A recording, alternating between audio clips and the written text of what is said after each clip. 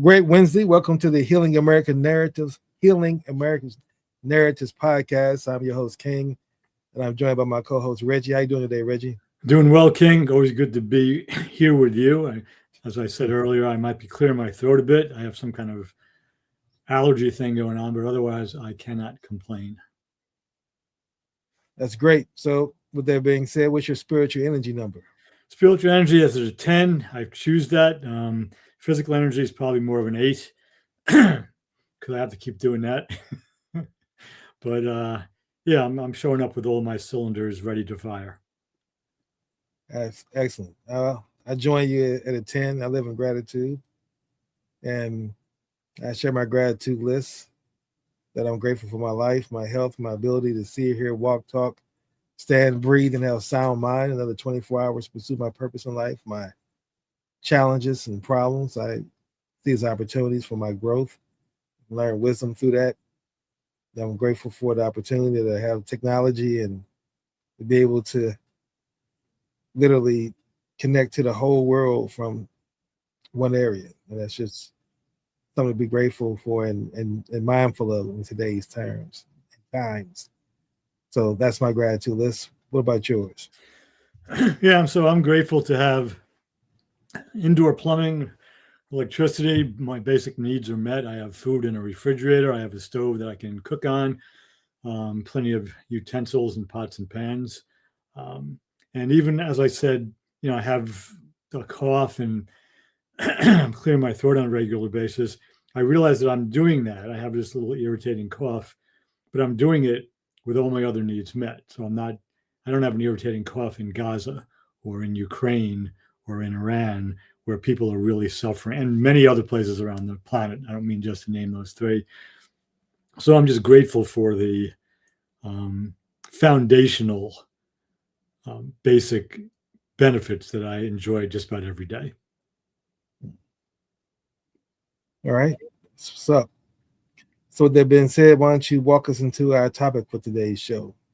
Yeah, so something that was foundational, I'm using that word a lot today, to our earliest conversations beginning 3 years ago, when we're talking about the book Healing America's Narratives, the subtitle of which is The Feminine, the Masculine, and Our Collective National Shadow. So you and I have spoken a lot about shadow over the years, over these past 3 years, specifically in the context of the collective shadow of the United States. So something we haven't done in depth, which is necessary if we're ever going to recognize, if America is ever going to recognize, own, and integrate its collective shadow, is for individuals to recognize, own, and integrate their own individual shadows, because that's how collective shadow emerges. A country isn't an individual like a person is. It doesn't have a psyche. And the way it gets a shadow, the way it denies things, is if enough of its people deny things. So in America, we have tens of millions of Americans who deny various things. Some are on the left, some are on the right. I don't mean to make those equal necessarily, but nobody, and I'm deliberately going to use a double negative here, nobody doesn't have shadow. I've been doing work, my own personal work on my own shadow for several decades now. And I know enough about it to know that I've uncovered some things that were hidden from consciousness. So now I can work with them, but there is always more. So you never really finish what you uncover. The shadow that each of us has as we do shadow work becomes increasingly more subtle, more nuanced, less like smaller, less like grandiose, but shadow remains. So what we're going to do today, all of that to say, what we're going to do today is take a look at individual shadow and offer a thumbnail sketch of how any one of us can begin to work with it. And I think, I sent you the slides. I think we can do this without the slides. If you want to put them up, you can, but I don't think we really need to to have the slides up there. But that's your call if you think they would be helpful. So shadow basically, and this is I just wanted to define the word as we're using it. We're using it in the sense that Carl Jung used it. So some people use the word shadow to talk about their dark side, the part of themselves they don't like. That's not what we're talking about, because the part of myself that I don't like, by default, by definition, means I know it. So if I don't like it, that means I'm aware of it. And that's not what we're talking about. We're talking about something that's not yet in consciousness. So shadow is that part of an individual or a group or a nation, organization or a nation, that the individual, the group, or the nation is not aware of. And that if accused of it, would vehemently deny it. So, common examples to make the point is, so a collective shadow would be, we're not violent, they are. An individual shadow might be, if I grew up in a household where anger wasn't allowed, I'm not angry, you are. And shadow can also be positive. You might say, I'm not really courageous, she is, that type of thing. So we're focusing primarily on the negative shadow, those parts of us that are kind of limiting us. But positive shadow is possible too. Jung referred to it, I believe, as golden shadow. So I don't think I'm really that successful. Those people are successful, or I'm not really generous. She's generous. So it's a part of me that I don't own, and I don't own it, and I tend to project it onto others. You can hear in each of those statements, we're not violent, they are. That's the projection. I'm not angry, you are. There's the projection. And I'll say one last thing and then pause so you can comment. Whether or not what I'm denying about myself and projecting onto others is true about the others doesn't matter. Because what I'm concerned with is my own denial, the thing that's repressed inside of me. So if you and I were colleagues and, we were having arguments all the time, which so far we haven't, and I were saying, I'm not angry, you are. If I'm doing my own shadow work, what's most important is my denial of my own anger. You may or may not be angry. In other words, my projection might be true about you, but it's still my projection. Or it might not be true about you. It's still my projection. So just to say that one more time, whether or not the projection is true about the other doesn't matter. What we're concerned with is the thing that we're denying and projecting. So I'll pause there and see where you want to go with this. And tell me if that made any sense. Yeah, it made sense. And, I look at it several different perspectives, but I want to keep it within this context that I see how the individual shadow, as you described, how that works for the individual, not understanding and not being aware of their shadow selves, as opposed to denying it and being aware. I get that distinction. I think I have a problem with America as a collective shadow, just because I think America is well aware of who they are now. And if they're not, then I would love to understand why not, just from that context of, if you understand any kind of history, just form occupation prior to Trump getting in office. I mean, we've been a military industrial complex for some time now. And now his administration, we're more emboldened, and we lead with that now, as opposed to try to pretend it's not us and say it's about diplomacy. Now it's just because we can. And that's the thing about Trump, is just letting that be the natural theme of his entire presidency reign, is because we can.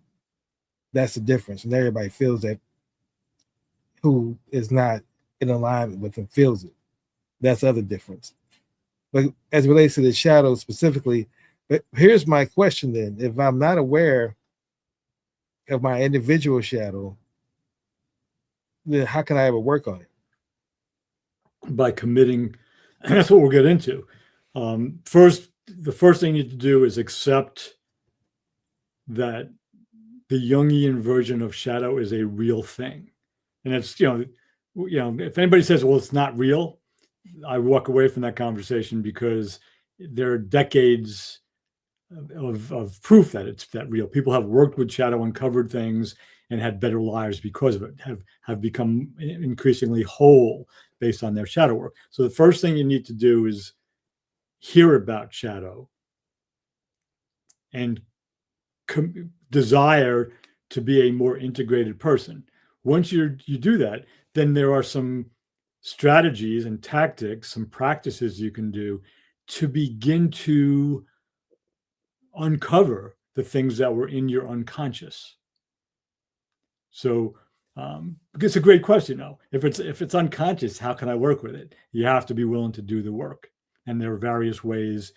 So here's the easiest one, but it tends not to be embraced by people because it's argumentative. Most of the people who know us best are aware of some of our shadow elements. Now, even if they don't know about shadow, they might not be able to say, oh, that's your shadow showing up. But they know about the things that we don't know about ourselves because they see it every day. If they, people who really know us, close colleagues over some years at work, a significant other, our kids or our parents. So that's basically it. So it's a great question. How can you work with it if it's unconscious? You need to begin to explore it because you want to be, look at the bottom of the screen here. Because you want to become more fully human. So it's an active choice to begin to work with shadow. Right. I mean, I can understand that. I guess my question, what I mean by that, is more so in my own life, my intent is to be fully human, and I do things to be fully human. And we're saying my shadow that exists, I'm unaware of, that's a shadow element that other people may see that I don't see without. So I'm just curious to know, that was something I would want to work on. So it wasn't asking as a flippant question. It was more of, how do you work on something that you don't see? Yeah. When you intentionally lead with intent.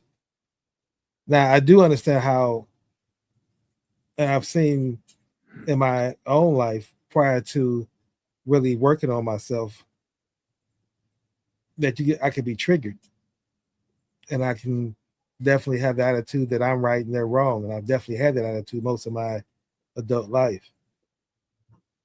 I like to believe that I'm working on that now, but you never know until you get triggered.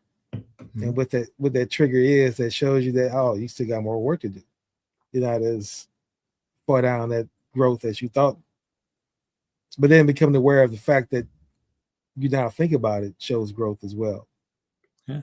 So it's just a really interesting conversation, how just the Carl Jung and the shadow work is appearing so much in my life. I'm going from different conversations with people totally disconnected from our conversation, but shadow comes up in that conversation as well.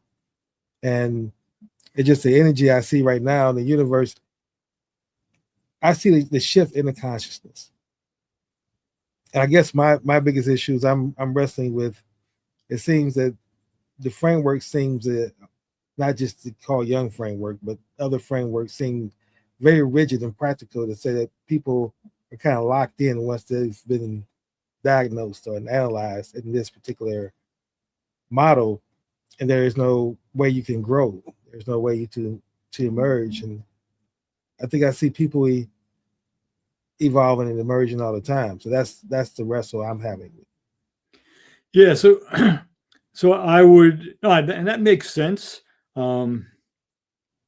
What I would offer is those of us who work on our own development.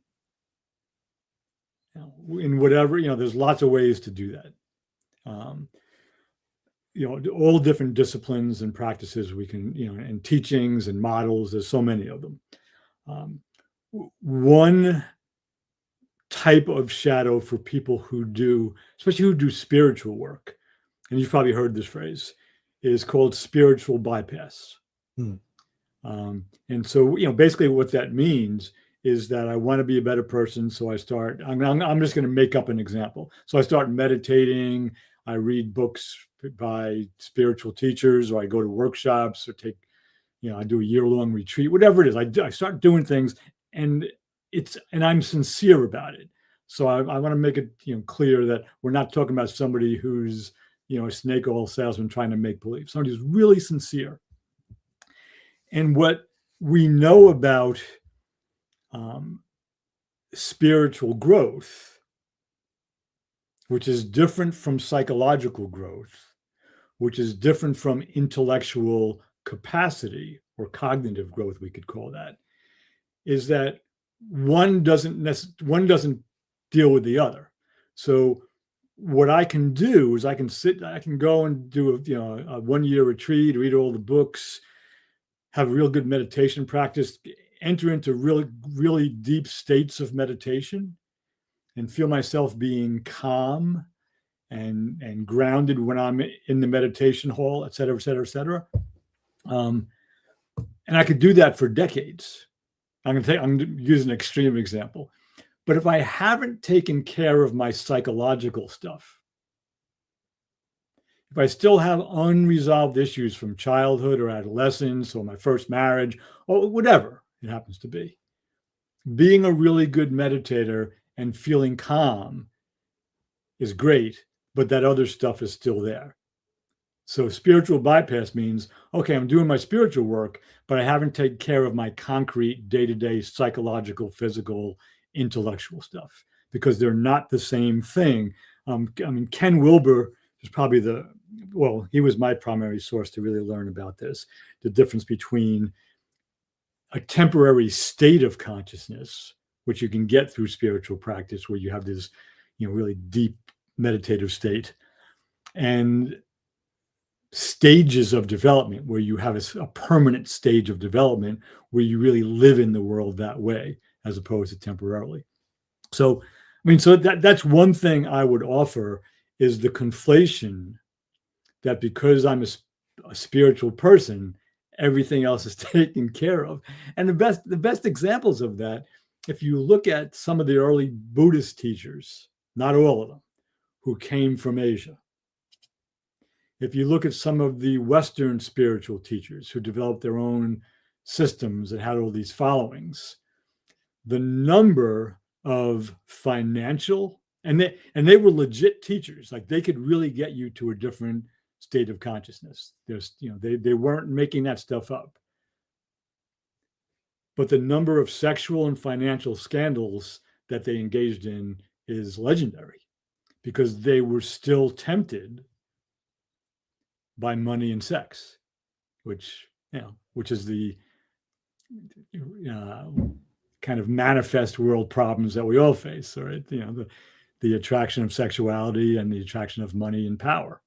And so they were really good spiritual teachers, but they got busted for all kinds of sexual escapades and financial lack of integrity. So those are good examples, I think, of what did that make sense? And I'm trying not to name names, because I know of real examples. I'm not looking to, I don't speak about people behind their backs, but there are plenty of examples if you just go start searching. Well, exactly. It makes sense. I hear everything you're saying loud and clear, and I definitely understand spiritual bypassing. And I know that you're not saying this toward me, but I definitely want to make sure I'm clear about who I am and what I'm saying as well. And what I'm saying is this: that if you just do random acts in that thought process of, I'm going to meditate and do all this just to try to get at peace, I get that. That's not what I'm saying at all. What I'm saying is you commit to saying, even if you believe it as a Christian, I believe that my understanding is that Jesus came as an example to say, follow me. You can do what I do, raise your consciousness and do what I do, so you can transform your consciousness. That's what I'm saying. I believe that's possible. Now, do I believe that just meditating and saying I'm at peace with the world and ignoring the reality of all the chaos around me is the way to go? But what I'm saying is that you can look at how you look at that chaos differently as you evolve. And that's the point I'm making, is It's not being ignorant to the fact that there's things happening. It's just how I see these things happening, and my response, as Victor Frankl talks about, that uh, gap between stimulus and response. My response now is different because now I know more. I see differently, and so yes, the same things are happening, but they don't trigger me as much anymore. Like I don't get into conversations about race and fighting for black rights and justice as I did just 3 years ago. Those things I would stand on. My identity was my identity, my race was my pride. I associate that with my actual DNA. And I've grown to understand, and I truly believe this, that when you really understand that we really are all energy, everything else is noise. And I don't look at that spiritual bypassing that I realize it is. It's not real. It literally is not the reality. The reality now that I've been able to build around my world is, despite the world being at war and everybody having, I mean, not the world being at war, but the United States being at war, and it makes it feel like the world is at war. It, I'm able to have conversations with everybody that I have meetings with, and everybody's talking about love and building how to co-create. Despite the gas prices being extremely high, and despite the uncertainty of who else we're going to invade as a country and what may actually happen to us. We can think we can live in a glass bubble that nothing's gonna. We can keep on starting these wars and invading things, and we're going to just live in peace with the incompetent people we have in office at these positions is really mind blowing. It's just a matter of when that's going to happen and what it looks like. But despite through all that chaos, I can still find peace to be able to build with people and enjoy it every day of life as well. That's what I mean. So it's not I just saying that you can pay people. Like I really think that it's a lazy way to go to a guru and say, help me cheat and get to a higher level of consciousness without doing the work.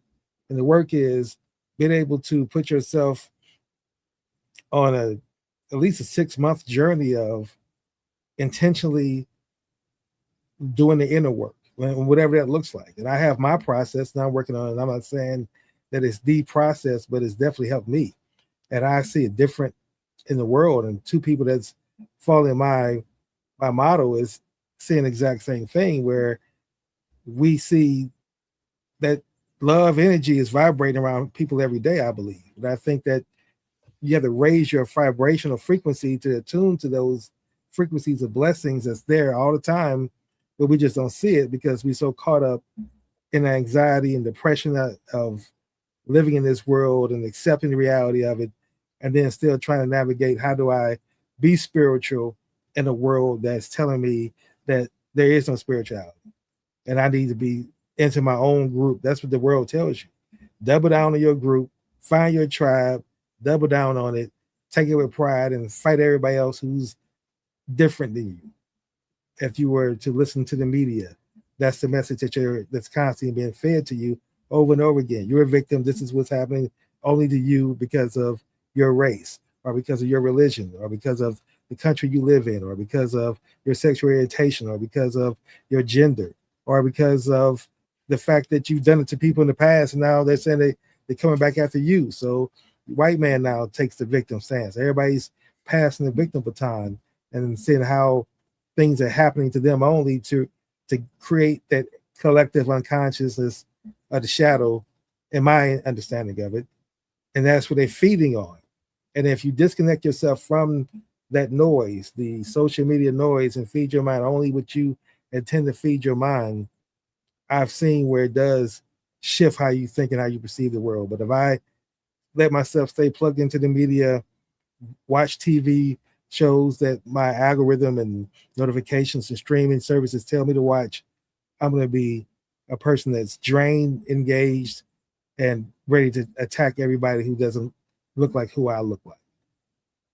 Yeah, I mean, I agree with just about everything you said. I mean, the one thing I would hesitate to agree with is the idea that somebody pays money to a guru as a shortcut. I mean, basically, I mean, there are lots of people who go study with people who have proven um, to be great teachers, and the teachers have to make a living as well, and so it's not really a shortcut. It's a lot of work, and in my experience, people who have paid, you know, and guru is a slippery word, because there are some people who are like, really great Buddhist teachers, bringing Buddhism since the late 60s, early 70s to the West, who aren't gurus. They're just ordained Buddhist monks, and they went and studied. It's not really a shortcut. It's a lot of work. It's just that you could spend years trying to figure it out, or get some guidance from a good teacher. It's the reason we have sports coaches or piano teachers. I could sit in front of the keyboards for a decade trying to figure it out, or I'd get a good teacher. So yeah, and I know you weren't dismissing anybody who teaches, but it's not really a shortcut. Some people sacrifice a lot to pay to learn, to study. Others just have a lot of money and they just can spend it however they want, and maybe they take it less seriously. I don't know, but otherwise, yeah, I agree with much of what you said.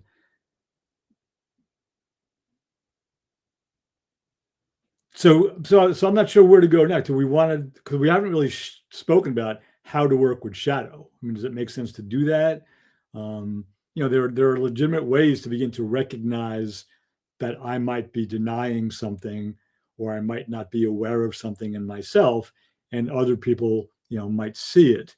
But we don't want to, rely on other people. There are ways I can go about doing my own work, and I don't need, my significant other, or my kid, or my parent, or my boss, or my subordinates at work to tell me. So what would be a next move here?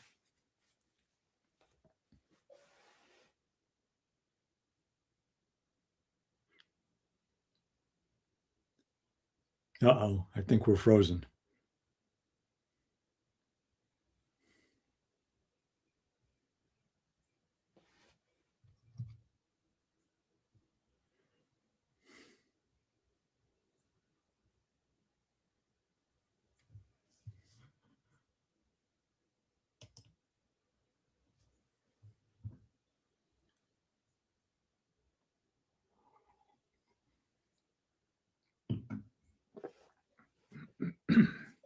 So anybody who's tuned in here, we're obviously having some technical difficulty.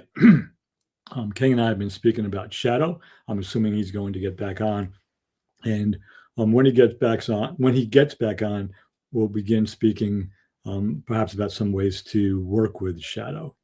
He's back. Yeah, not sure. I guess that was on my end. Not sure what happened, because my end had a glitch in it. But yeah, I heard what you were saying. You want to shift the conversation. But before you do, I just wanted to make sure I got it understanding that I wasn't talking about any specific group of people. I was really distinguishing myself from myself, to say I'm not a guru.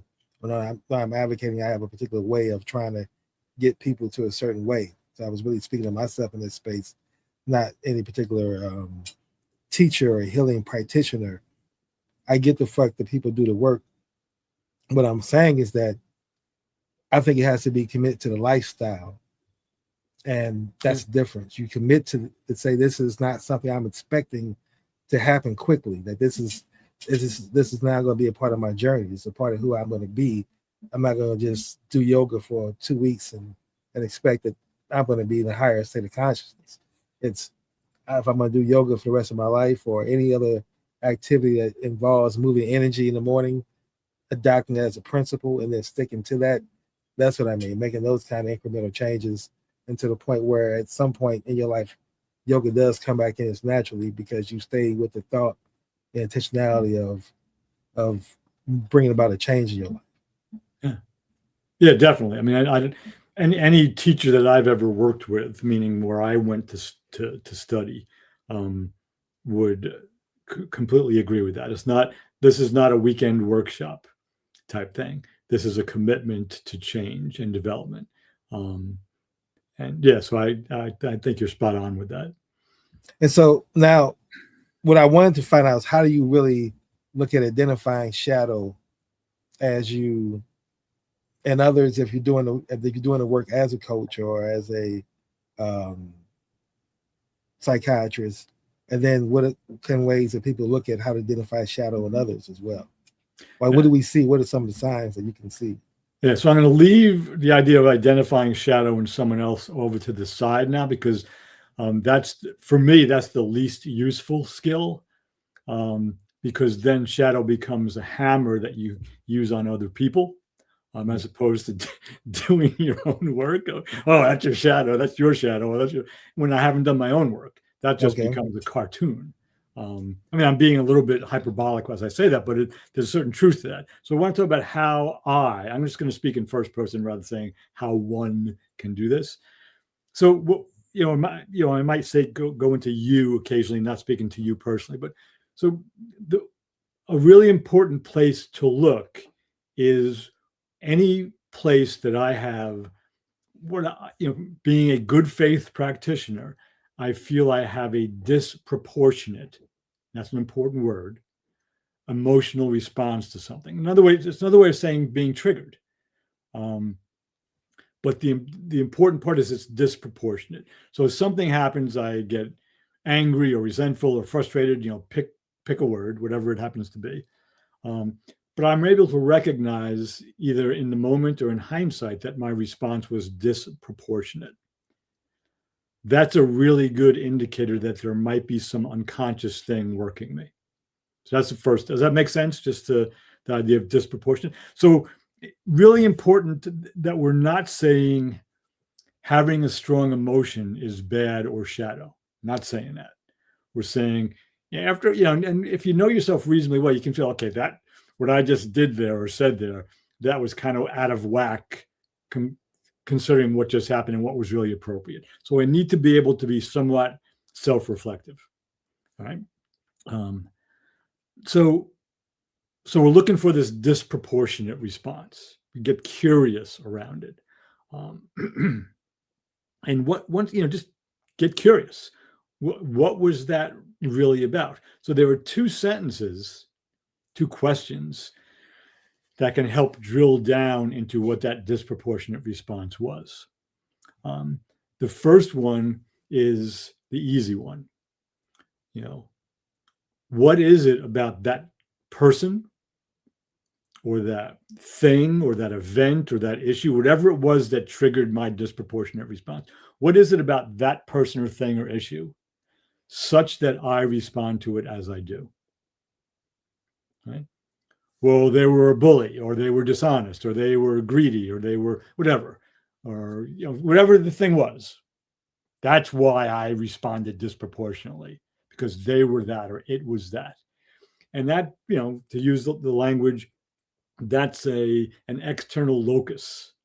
We're putting the responsibility externally. It was because that's like that I responded as I do. And that's not unimportant. Right? Because if we do recognize and we identify something out there that's not good or might be dangerous, that's important. Nothing wrong with that. But it doesn't really give us too much information about ourselves. So the next question is almost the same with one little change. Rather than what is it about that thing or person or issue or event, it's what is it about me such that I respond to that person, thing, event, etc., as I do. So now it's turning inward. And that's not that sounds, I'm going to project onto you for a moment. I'm going to make an assumption about you because I've known you for 3 years and, I kind of know what you're up to. That probably makes a lot of sense and doesn't seem like it's that difficult to do. But for a lot of people, that is a really difficult thing to do. And that's not a criticism, it's an observation. Well, what do you mean, what is it about me? He did this or that that happened, and then blah, blah, blah, whatever it is. And to really get curious about what is it about me such that I respond as I do, that's not a question that, well, let me put it this way. Very few people that I know were taught to reflect that way when they were in their families or in their education. Some were. Some had these great teachers or parents, whatever. Most that I know didn't. So it's an important question, and it's an uncomfortable question and it requires a real commitment. Where there's nothing, I can't find anything about myself that it's because of him.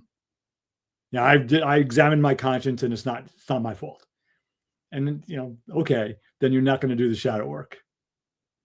Now so I'm going to pause there because that was kind of a lot and see how that landed. There's more, but we'll just leave that there for a second and see what's coming up for you. Well, what's coming up for me is number one, I look at a person who cannot see what they brought to the equation that caused it if the person is not aware. And I haven't always been aware to the point where I used to be the person that would always find it was always external. It's always somebody else's fault. But you learn that you can't grow. I can't fix someone else. I can fix the only person I can fix is me. So I can always point the finger and find, to your point, that they're to blame. But growth only happens, or change can only happen when you say, well, how could I have been done? How could I do it differently? How could I have done it differently? And what lesson did I learn from that? And that's where wisdom to me comes into play. Now you learn that's a valuable lesson. Now, how do I go and move differently as a result of what I just experienced and what pain and drainage I caused in someone else's life as a result of my actions and my behaviors? Regardless of what else happened that caused the situation, the story that they felt, and that's where I get at the root of, regardless of the intent, the drainage was still felt. And because the drainage was felt, then the apology has to be extended. And then there has to be a way of reconciling that, or at least addressing that and acknowledging the fact that the drainage did happen. And so I definitely believe and concur with that. But I wanted to also explain to folks that I am by no means suggesting that I have it figured out or that I had it figured out. But I can say that I'm a different man than I used to be. Because I used to be a person who definitely could easily find in my tactical thinking mind how someone else contributed to my downfall and putting the blame there, or blaming even talk about Baltimore, COVID, blaming COVID as the reason why what happened to my business happened. What happened to my business was strictly my issues and my lack of experience and not having a mentor. It's a process. And where I was going with when I said about the quick fix, what I believe is that until you've had the crash, until that thunderstorm has hit you, and then you're forced to say, I have to change or else. That's what I was referring to. And that's, to me, that's what happened to me. Mm-hmm. Changing, when you say, I just intend to change, and then you go through a journey, that's a different energy. I'm not saying anything wrong with that.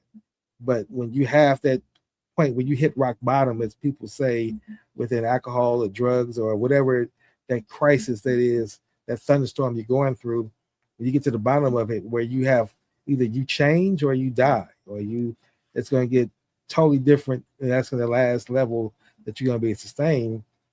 Then you become more intentional and open to change, as opposed to just doing it because it intellectually makes sense and you have the discipline and the finances and the ability. It's usually got to come through some form of pain, and that pain puts you centered in that. Someone's passing, combining Baltimore with my mom's passing and the drama associated dealing with that dynamic with the family, and the fact that I had not prepared myself to deal with how her health issues would impact my family and how we're going to deal with it, and how everybody is dealing with the same problem, but they're experiencing it through totally different perspectives.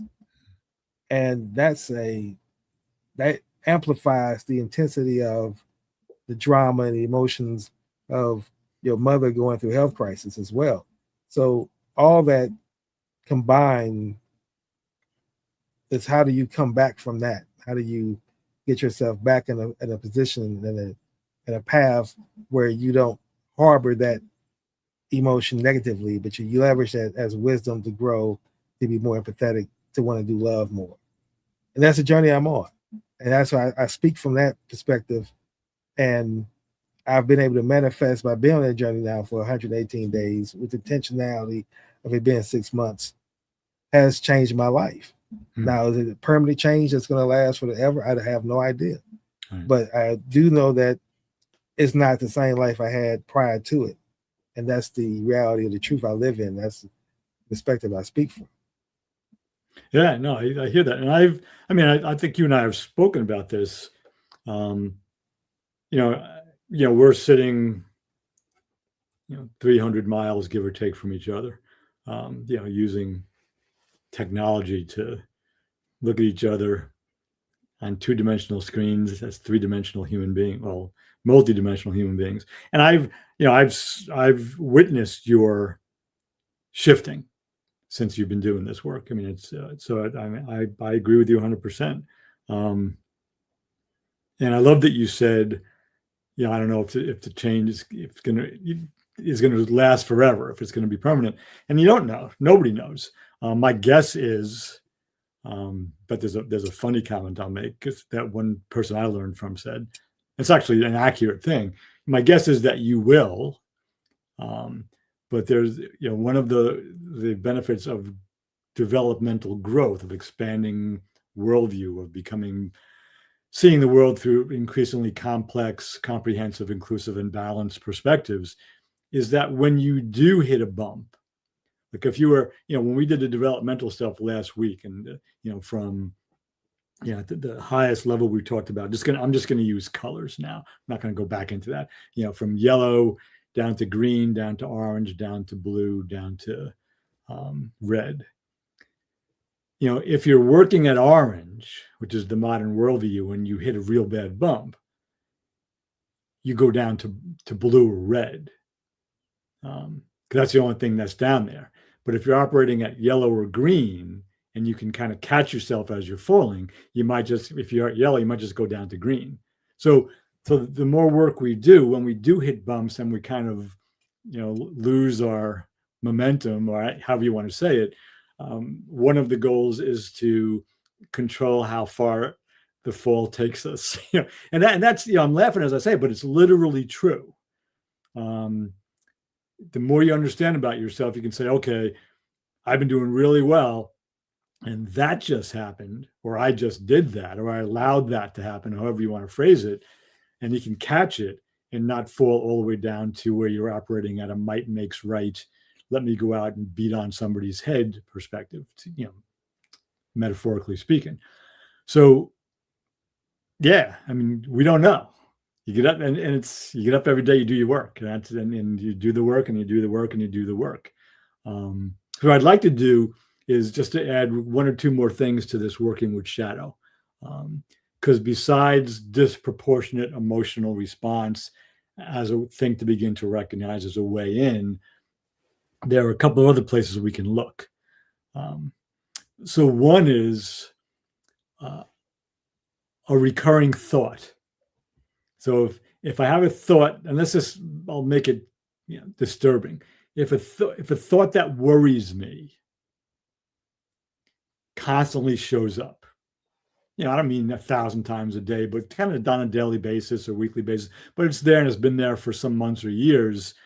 The same way I would get curious about that disproportionate emotional response, I might want to get curious about that recurring thought and ask the same question.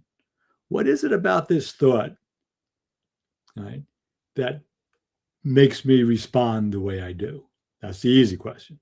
Then the harder question is, what is it about me such that I respond through fear or anxiety or whatever it is when this thought arises?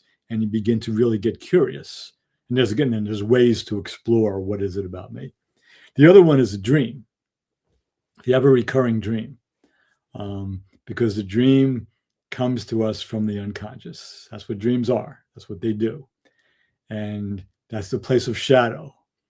And the unconscious, usually the universe, whatever, might be saying, oh, here's something that might help Reggie and give us this dream, especially if it recurs, but not only if it recurs. What is it about this dream such that I respond to it as I do? And then the turnaround, the important one is, what is it about me such that I respond to this dream and this dream keeps coming back? So you start to dig, because a dream is the unconscious speaking to you. That's what dreams are. I mean, a dream expert might say there's more to that, but I feel comfortable saying that out loud. And I'm not a dream expert. So those are other ways to get into shadow. And the last piece I'll say, and I hesitate to say this last piece because it really requires a written exercise to do it, and I don't want to go too far in, but because we're not going to do a written exercise right now in the last 15 minutes.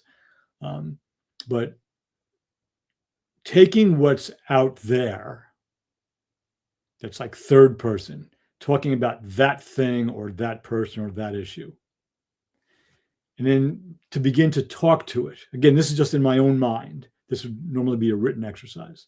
So not actually talking to the real person, and you can't talk to the event really.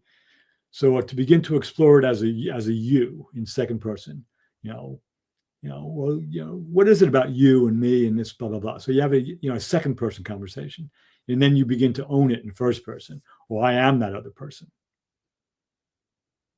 Okay, so you take something that's object, you enter into a relationship with it, you talk to it as a you, and then you bring it into yourself and you own it as part of yourself. That's another way to begin to work with shadow.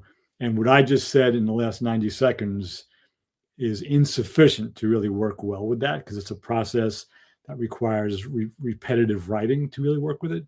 But it is another way in. Take what's third person, bring it into second person. That's the same thing we learned about in grade school. Third person is he, she, it, they, them, and other. Second person is you, and first person is me, I, and us. So bringing it from out there in here is another way to work with shadow. But again, it's shadow work. It's not shadow have fun for 5 minutes. It's work. So I'll pause there, and what do you want to do with this? Well, as you talk, I'm only going to look at it through my lens and how I am the person that has a shadow. Mm-hmm. And within that context, I look at it as I shifted significantly on the identity because of what I've gone through, to the point where, again, my identity was tied to my race, and my identity is tied to being fully human.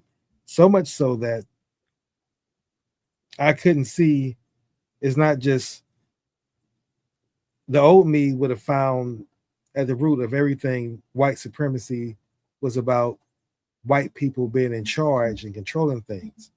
And I looked at it from that perspective. That's the old me. That's the shadow work that I had to deal with. We're now understanding it's not so much about the skin suit of white skin. It's the power structure of the construct that enables the people who are in power, who look that way. But it's deeper than that. And getting to see it within my own race will always create friction when I'm working with people.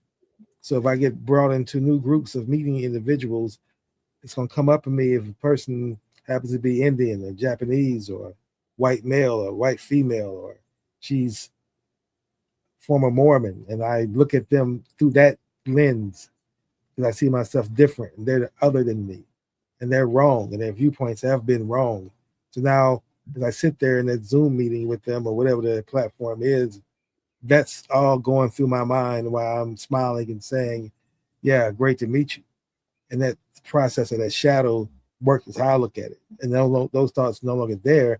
And it's not because it's a racial bypassing and saying, well, we're all one and we're all in love. No, it's truly the fact that race does not exist. It's not just my opinion, a nice thing to say. It truly does not. And believing in that is what creates the energy there. And believing in that is a false narrative I'm painting or writing in my own mind. And so I couldn't be triggered back into thinking that based on some event that happens that's going to force me back to say, is race first? Because I had to go through what I went through to realize that's what taught me real time that race does not exist.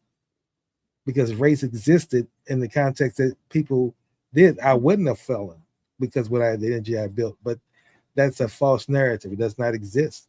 Every time someone tries to do things strictly for a race, a particular group of people, it's never going to be sustainable because it's not meant to be. We're all human beings at the end of the day. It's where I'm going with this.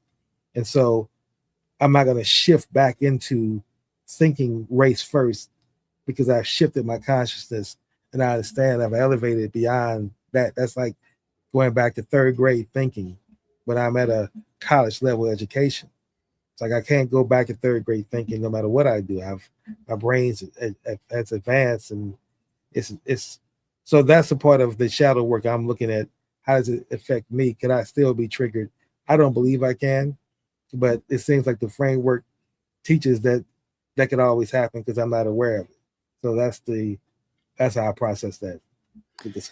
Yeah, and I agree with that. And so the question that I test myself with, and I'm not testing you, but I'm just going to put it out there.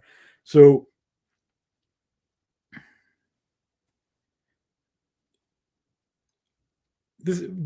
I hesitate to say this because it sounds elitist, but I think it's true, and it's not really meant to be elitist.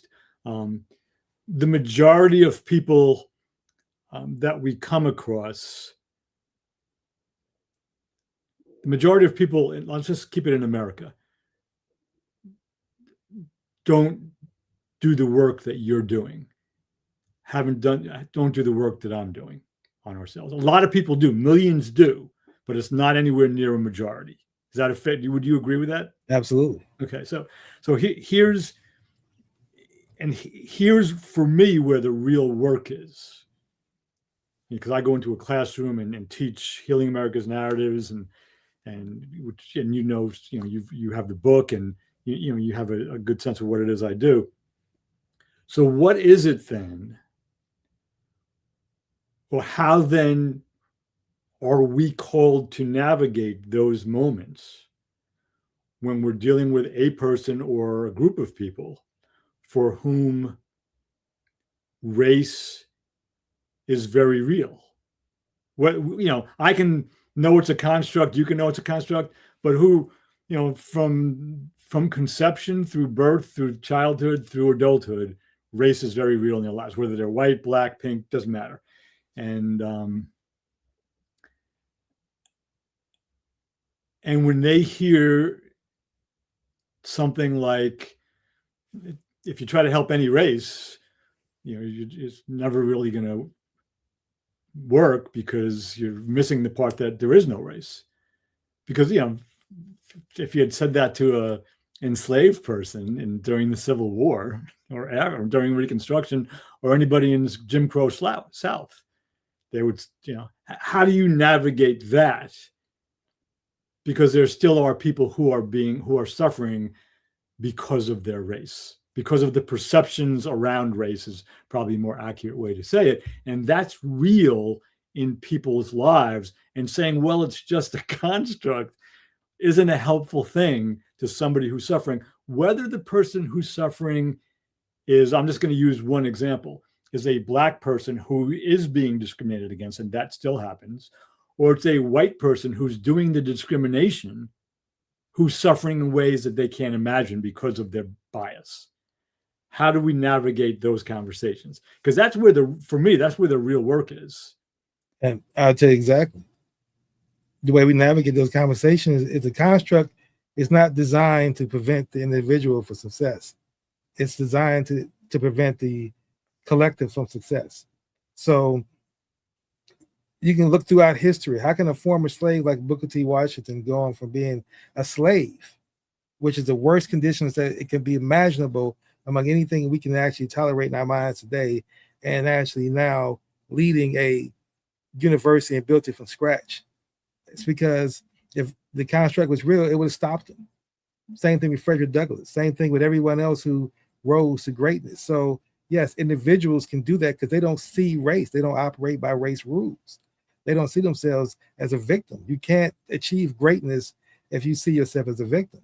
And if you believe into the racial construct, then you will always see yourself as a victim, whether it's just a racial construct or the ethnicity construct or the sexual orientation construct, any of those things. If you accept that as your identity, not just your description, like black is my description, absolutely. So is man. So is um, all these other roles I live in, but that's not my identity. I don't lead my life through that lens. Now, if the person still chooses to say, well, regardless of what you're saying, I think that's turning my back on my ancestors if I don't make my identity black. And I say that's again the false world that you're creating. It's not.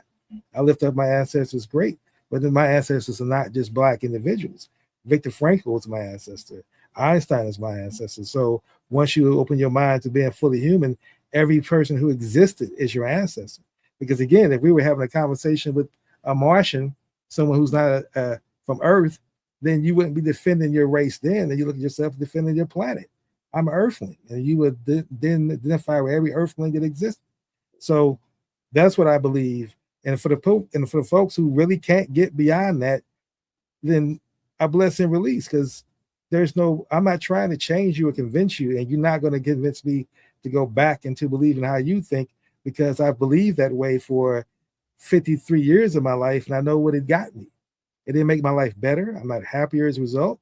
I'm much more happier and better now, and I build with people who are also thinking the same thing I'm thinking, and we don't ignore the fact that our skin suits may be different, but we leverage that as a way of saying, like, you have different foods. I got Italian food, I got Jewish food, I have Chinese food, and they're just flavors of dishes.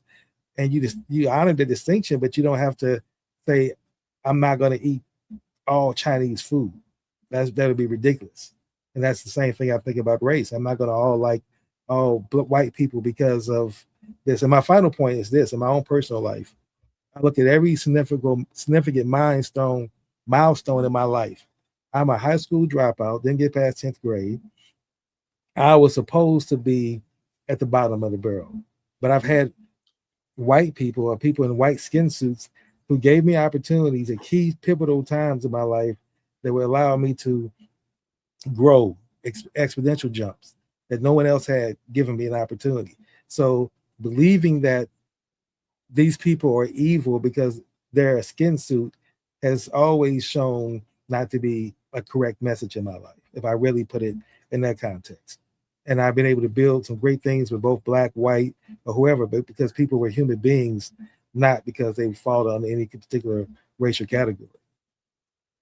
Yeah, so I hear all of that. And I agree. I agree with that perspective. But if you're dealing with somebody, and I'm just going to go back to the developmental stuff. I'm just going to go to red. The might makes right type thing, and kick your ass, do what has to be done, get it done.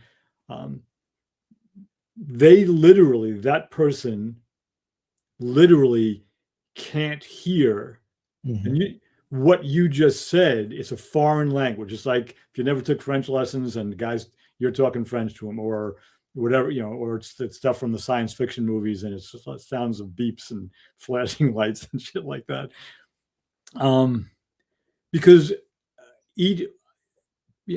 those of us who do have a somewhat more expansive, more comprehensive view of the world, in a conversation where there's an unequal worldview, where one is more inclusive, one is less inclusive, it's the responsibility of the person with the more inclusive, comprehensive worldview, if they're going to be in conversation,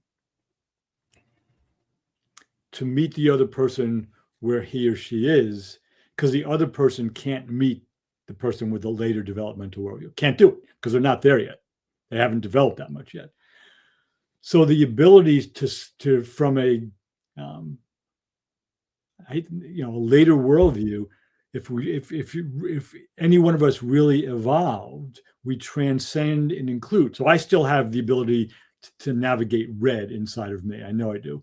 Or blue, the traditional, or orange, the modern worldview, or green, the postmodern worldview.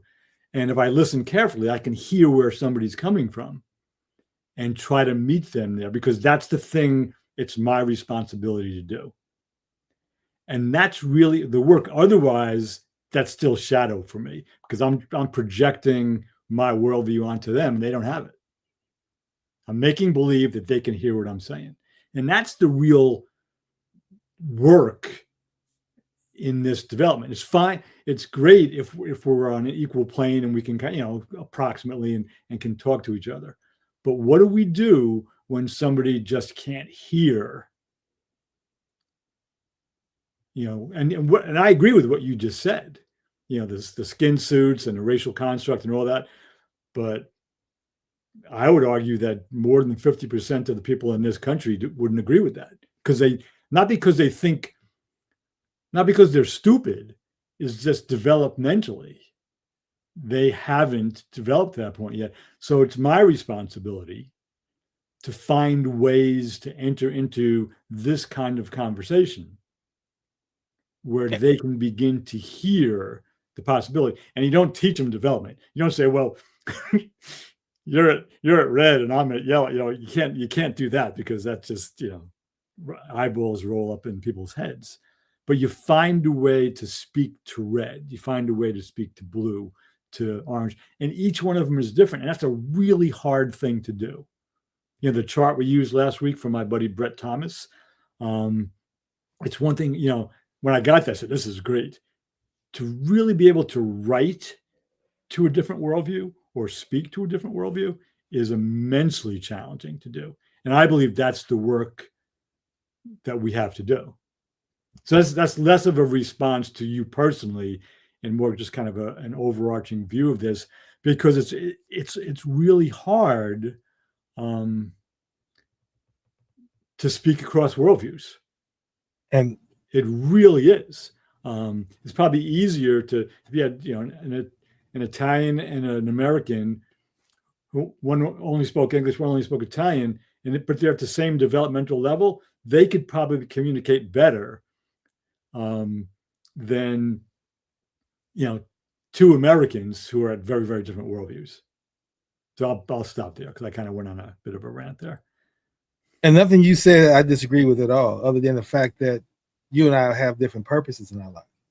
Like, I don't believe it's my purpose to convince those people who are in the red or who think differently.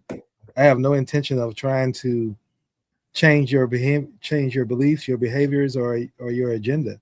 If you and I are aligned, we can build. If we're not, then we're going to move on. Because at this, and I'm just saying that's my own personal perspective. I don't put this on anyone else. But at my life, at 56 years old, looking at the rest of my life, at best I may have 20 years, at best, depending on how well I eat and stay healthy, of the ability to get up, walk, talk, and move on my own. I'm not going to spend that time trying to do the same thing I've done the previous 45 years of convincing and arguing with people who don't think this way. It's like you can choose to be white, black, double down on that, fight it, American, hate the immigrants. That's your energy. That's what gets you fueled up. Great. You're not going to be in my world. You're not going to be in my life. We're not going to be having those conversations. I don't look at myself as a coach or a guide in that context. I want to build with people who are already involved and think at a level of they see no value in being a race or believing in that. Because again, it's not true. So it's not just that we just spiritually bypass it. It's not true. Race does not exist. There is no such thing as race. That's a fact. So it's not just my opinion of that. So if a person just wants to still believe that, then it'll be the exercise, in my opinion, in futility to try to get them to change that.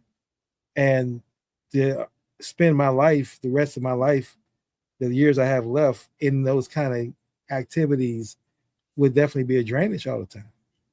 And even listening to people talk about that on TV now, and folks who push and argue, advocate for the pro-Black agenda, and the folks who now on the right who advocate for the white agenda because they want that, and the other folks, Chinese or Asians, are arguing for their agenda, and everybody's positioned themselves to be seen in this social hierarchy.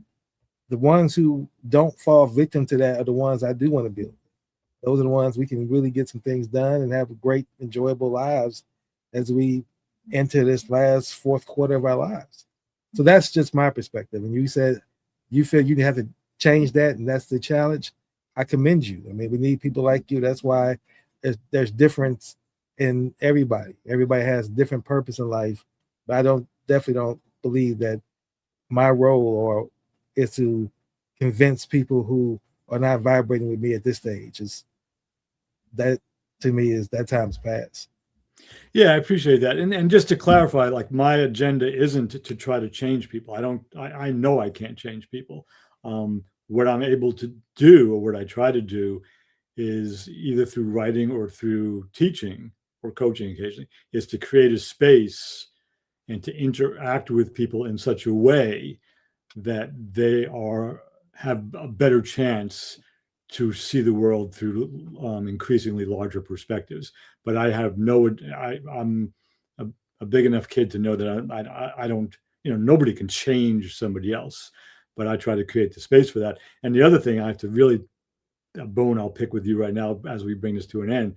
If you're 56 and you only have 20 years left, that means I have basically, 4 years left. So I don't particularly agree with that.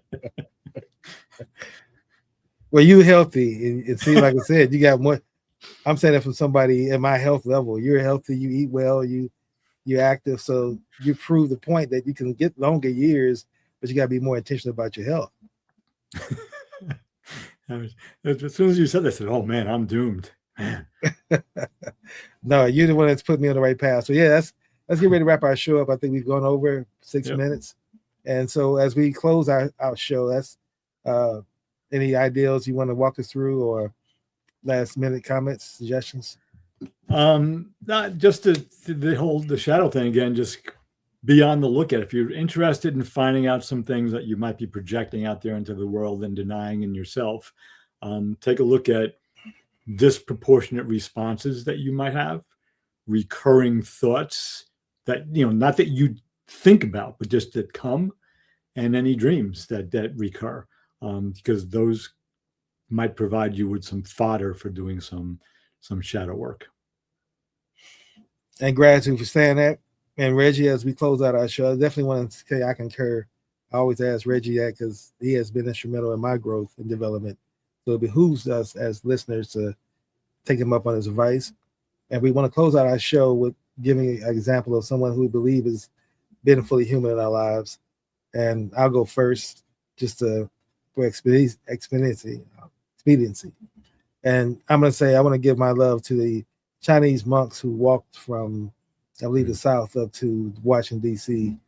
And that to me shows what fully human is really all about. When you can see others in suffering and injustice, not make it about your group or your people or anything that benefits you at all, but it benefits humanity, is your attention behind your actions. That to me is the essence of being fully human. And I aspire to be living in that context of their example. Yeah, great. I agree with that for sure. So somebody I've just recently come across, I want to offer a deep bow to, is a man named Zach, and that's Zach Wahls, Wahls, who's running for the United States Senate in the state of Iowa. And there's making the rounds on social media is a speech that he made when he was 19 years old, in front of, I believe it was in front of the Iowa state legislature. So not the U.S. Senate, but the Iowa state legislature, when they were debating something about same-sex marriage and parenting and all. And he's actually the child of two women, like two women raised him. His parents were two women. And this guy, he's 34 now, again, running for U.S. Senate. And what he said as a 19-year-old in front of the Iowa State's legislature blew me away. It's under 5 minutes. It's up on social media. But just this grounded knowledge of himself, of his parents, of the biases against same-sex marriage and same-sex parents specifically. I mean, a beautifully articulate, I'll say this, young man at the time. He was 19. He's still young. He's 34 now. God help me. He's less than half my age.